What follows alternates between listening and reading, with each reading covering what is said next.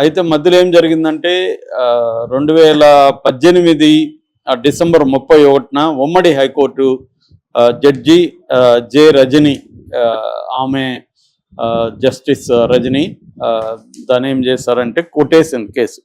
ఆ కొటేషన్ విషయం కూడా ఉండవల్లికి తెలియదు. ఉండవల్లి ఫ్లైట్లో వెళ్తున్నప్పుడు పక్కన ఒక లాయర్ ఇలా కొట్టేశారు, నీకు తెలిసిందే కదా, ఎందుకు కొట్టేశారన్న చర్చ వస్తే అదేంటి ఎప్పుడు కొట్టేశారని ఈయన అడిగితే, ఇలా కొట్టేశారు కదా నీకు తెలీదా అంటే నాకు తెలియదు అని చెప్పాడు.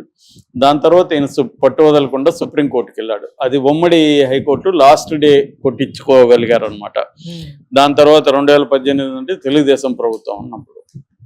దాని తర్వాత ఉండవల్లి మళ్ళీ సుప్రీంకోర్టుకి వెళ్ళాడు. సో 2022లో జగన్ ప్రభుత్వం కూడా ఇంప్లీడ్ అయింది.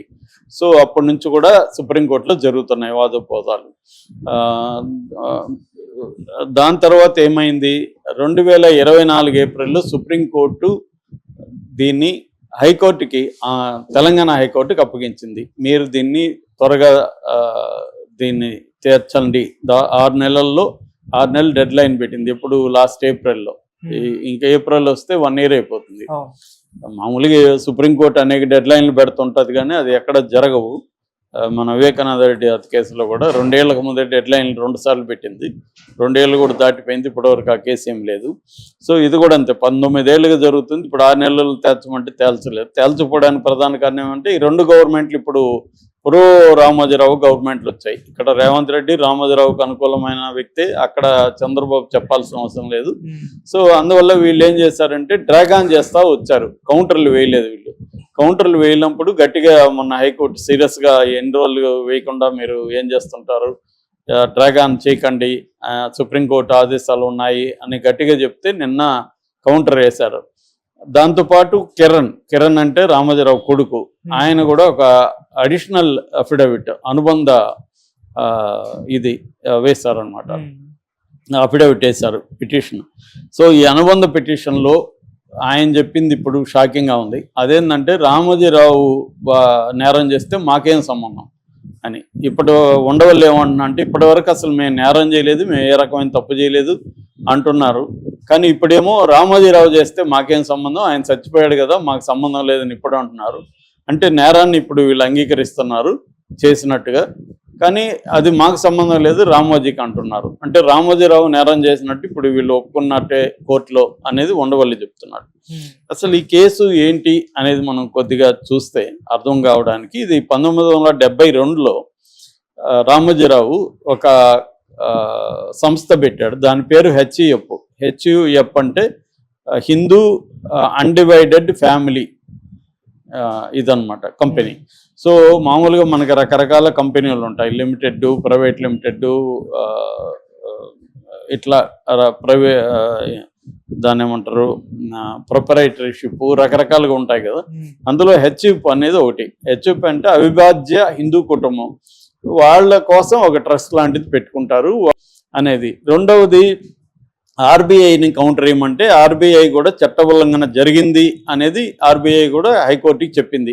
నిన్న కూడా ఆర్బీఐ తరఫున ఎల్ రవిచందర్ అనే అడ్వకేటు క్లియర్గా రామోజీరావు ఈ మార్గదర్శి కంపెనీ సెక్షన్ అంటే ఆర్బీఐ యాక్ట్ ఉంటుంది, ఆర్బీఐ యాక్ట్ సెక్షన్ 45(5) దీన్ని బ్రేక్ చేసింది అని చెప్తున్నాడు. అలాగే సెక్షన్ 58(b)(5)(a) ప్రకారం శిక్షార్హులే క్రిమినల్ ప్రొసీడింగ్స్ జరగాల్సిందే అనేది కూడా ఆర్బీఐ వాదించింది.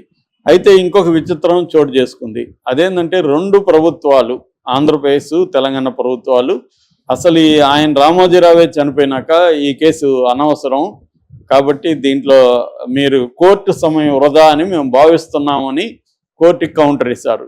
అంటే కోర్టుకి సలహా ఇచ్చారనమాట 2 గవర్నమెంట్లు, కేసుని దీన్ని పట్టించుకోకుండా మూసేయండి అని.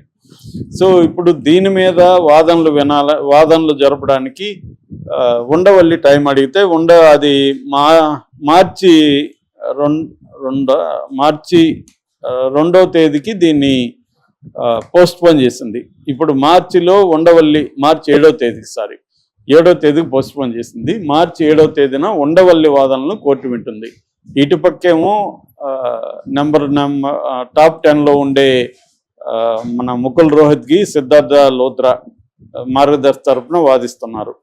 వాళ్ళకి వ్యతిరేకంగా ఉండవల్లి చాలాసార్లు చెప్పారు, వాళ్ళ ముందు నేను అసలు బచ్చాగాన్ని, వాళ్ళ ఇంగ్లీషు, వాళ్ళ వ్యవహారం, వాళ్ళని దించుతారు, ఇవేమీ జరగదు, నాకు నమ్మకం లేదు, కానీ పోరాడుతూనే ఉంటానని ఆయన చెప్తా వచ్చాడు.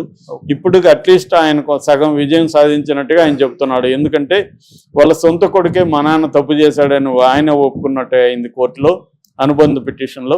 ఆయన తప్పు చేస్తే మాకేం సంబంధం, అది ఆయన తప్పు చేసిన ఆయన చనిపోయాడు కదా, ఇప్పుడు మా మీద ఎందుకు మేము కేసు పెట్టారని. కానీ అలాగా వర్తించదు, చట్టాలు క్లియర్గా చెప్తున్నాయి. ఇది కంపెనీ వ్యవహారం, ఇది వ్యక్తి చేసింది కాదు. ఒక కంపెనీ ఫ్రాడ్కి పాల్పడినప్పుడు ఆ కంపెనీకి సంబంధించిన దాని తర్వాత కంపెనీలు ఎవరుంటే వాళ్ళు బాధ్యులు అవుతారనేది, ఆ కుటుంబంలో ఎవరుంటే వాళ్ళు బాధ్యత వహించాలనేది ఇది. అంటే ఉండవల్లి లక్ష్యం ఏంటంటే రామోజీరావుకైనా ఇంకొక వ్యక్తికైనా చట్టం అనేది అందరికి సమానమే అనేది నిరూపించడమే నా ఉద్దేశం. రామోజీరావుని జైలుకి పంపాలనో ఇంకోటో నాకు లేదు. ఇది రామోజీరావుకైనా చట్టం వర్తిస్తుంది, చట్టం రామోజీరావుకి వర్తించదు, ఇంకొక పేదవాడికి మాత్రం వర్తిస్తుంది అన్నది కరెక్ట్ కాదు అనేది ఆయన ఉద్దేశం. ఆయన ఉద్దేశం మంచిదే, కానీ అనేక వందల వేల కేసుల్లో ఇది ఆయన చెప్తున్న చట్టం అనేది అందరికి వర్తించదు. అదే ఆయన కూడా చెప్తాడు, సమన్యాయం అనేది చట్టం ముందర సమానం అనేది, అంతకంటే బూతు లేదు అనేది ఆయన అనేకసార్లు చెప్పాడు. అది వాస్తవం కూడా. ఎందుకంటే మన క్రిమినల్ జస్టిస్ సిస్టమ్ అనేది డబ్బు, పవరు, పరపతి ఉన్న వాళ్ళకే ఫైనల్గా ఉపయోగపడుతుంది తప్ప ఎవరినో కొంతమంది రాజకీయ ప్రత్యర్థుల్ని వేధించడానికి ఉపయోగపడుతుంది తప్ప ఓవరాల్గా పేద ప్రజలకైతే ఉపయోగపడే పరిస్థితి ఆల్మోస్ట్ లేదు. అందుకనే ఇప్పటికీ జైళ్ళల్లో 70% రిమాండ్ ప్రిజనర్సే ఖైదీలుగా సంవత్సరాల తరబడి మొగ్గుతున్నారు. అందువల్ల ఈ కేసులు మనం చూస్తున్నాం. ఇదే కేసు ఇప్పుడు జగన్కి వర్తిస్తే వైసీపీ ఏం ఆర్గ్యూ చేస్తుందంటే, మరి జగన్ వీళ్ళేమంటున్నారు, రామోజీరావు మీద ఎవరు కూడా కంప్లైంట్ ఇవ్వలేదు అంటున్నారు. జగన్ మీద ఎవరైనా ఇచ్చారా? జగన్ మీద ఎవరు ఇచ్చారు? శంకర్రావు అనే వ్యక్తి ఒక వైట్ పేపర్ మీద హైకోర్టులో పిటిషన్ వేశాడు.